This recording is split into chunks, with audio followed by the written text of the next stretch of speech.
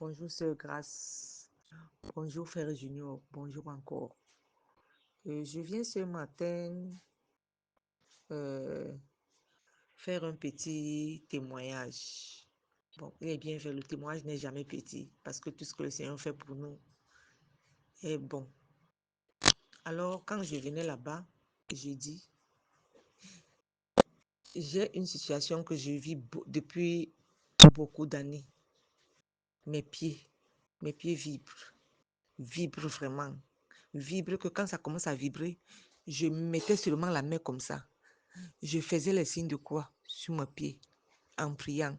Parfois même quand j'ai l'huile d'olive, je frottais. Mais sauf que quand ça commence à vibrer comme ça, cette vibration monte au niveau de mon appareil génital.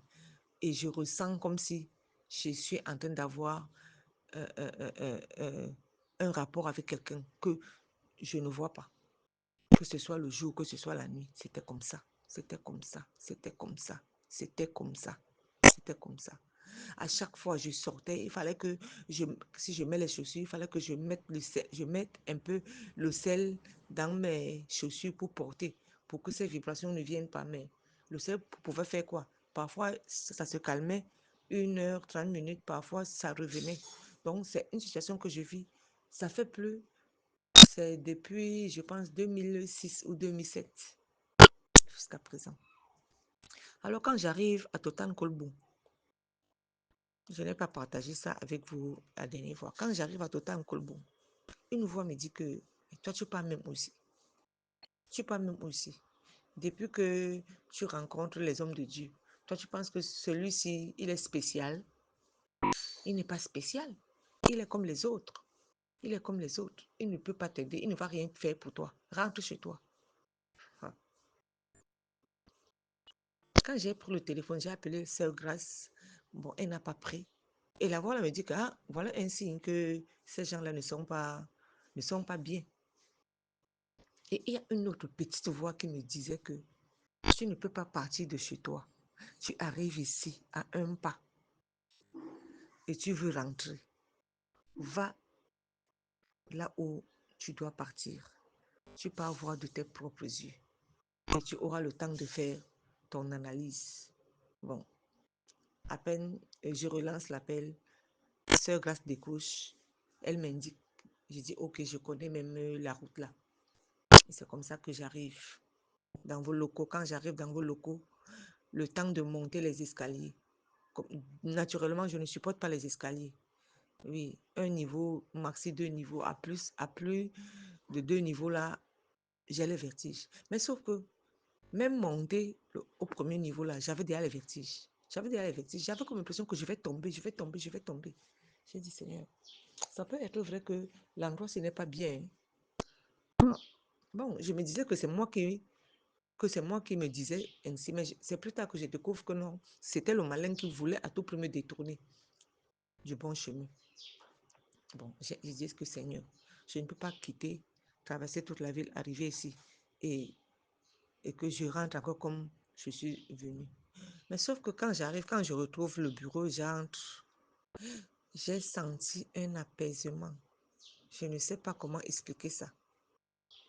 Et ma soeur, il y a quelque chose dans la voix du frère Junior. Moi, je ne sais pas comment expliquer ça. Je ne peux même pas expliquer. Parce que chaque fois, j'écoute cette voix. Parce que quand j'écoutais la voix, dans ma tête, je me disais que non, ce monsieur doit être donc quelqu'un de mûr, d'âgé. Voilà. Donc, je m'attendais à avoir un papa devant moi. Parce que la voix, sa voix là, sa voix la porte. Sa voix n'est pas une voix simple. Vraiment, je ne sais pas comment expliquer ça.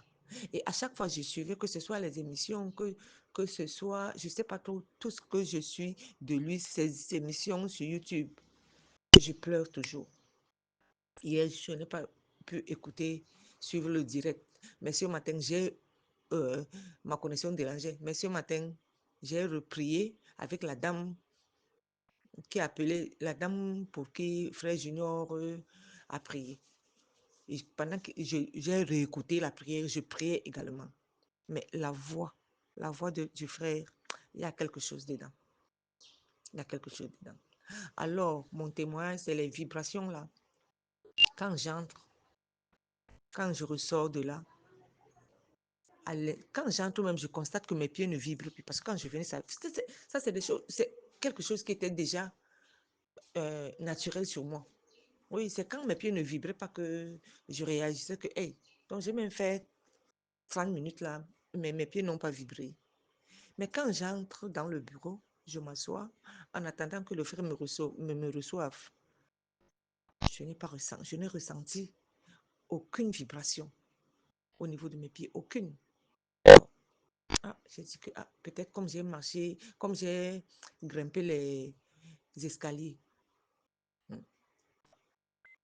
Et quand le frère me reçoit, le truc qui est dans sa voix, et ça me fait couler les larmes. Je ne sais pas. Il y a une force dans cette voix. Et quand je suis sortie de là, bon, pour couper court, quand je suis sortie de là, c'est grâce. Je suis descendue, arrivée en route. Mes pieds ne vibraient pas. J'ai marché sciemment pour arriver au carrefour total là-bas. Mes pieds n'ont pas vibré. J'ai pris le taxi. Mes pieds n'ont pas vibré. Je suis arrivée au lieu du deuil. Mes pieds n'ont pas vibré. J'ai dormi comme un ange. Mes pieds n'ont pas vibré. Jusqu'à présent, mes pieds ne vibrent plus. Mes pieds ne vibrent plus. Mes pieds ne vibrent plus. Et la nuit de vendredi à samedi, je fais un rêve. Moi, je n'ai jamais côtoyé les blancs. Je sais, j'ai une de mes soeurs qui a épousé un blanc et son blanc, je l'ai vu 2 ou 3 fois. Et ma soeur, là, elle n'est même pas au pays. Je n'ai jamais côtoyé un blanc. Pour dire que peut-être j'ai même causé avec un blanc pendant 10, 15, 20 minutes, non. Mais dans le rêve, c'était un blanc qui vient, il veut danser avec moi. Il veut danser avec moi, si bien que, bon, on s'est tenu au niveau des bras. Bon, on dansait, sauf que il voulait à tout prix un rapprochement entre lui et moi. Moi, je ne voulais pas. Donc, j'ai mis quand même une distance. Donc, mon corps, il voulait à tout prix coller son corps sur moi. J'ai refusé. Il n'y avait que nos 2 bras qui se touchaient. Donc, j'ai laissé quand même, j'ai mis un grand écart entre lui et moi. Après, bon, après, je laisse ses bras. Quand je laisse ses bras, c'est comme si c'est lui, il se transforme maintenant, il n'est plus blanc, il est un noir, et il me dit que tu penses que tu vas nous échapper. Tu penses que tu vas nous échapper. Tu ne vas pas nous échapper. Tu ne vas pas nous échapper. Je lui dis que si Jésus est vivant, je vais vous échapper. Il me dit que tu ne vas pas nous échapper. Donc, on commence les engueulades. On commence les engueulades. On commence les engueulades. Sauf que moi, je priais intérieurement. Souvent, dans mes rêves, c'est fréquent que quand je suis combattue comme ça, je suis combattue dans les rêves, je crie au Jésus, Jésus, Jésus. Bon, là, quand même, je n'ai pas crié. Je priais seulement. Je disais que Seigneur, montre-leur que tu es Dieu. Seigneur, montre-leur que tu es Dieu. Et c'est comme ça que je sors du rêve. Bon, c'était ça mon petit partage. Bonne journée.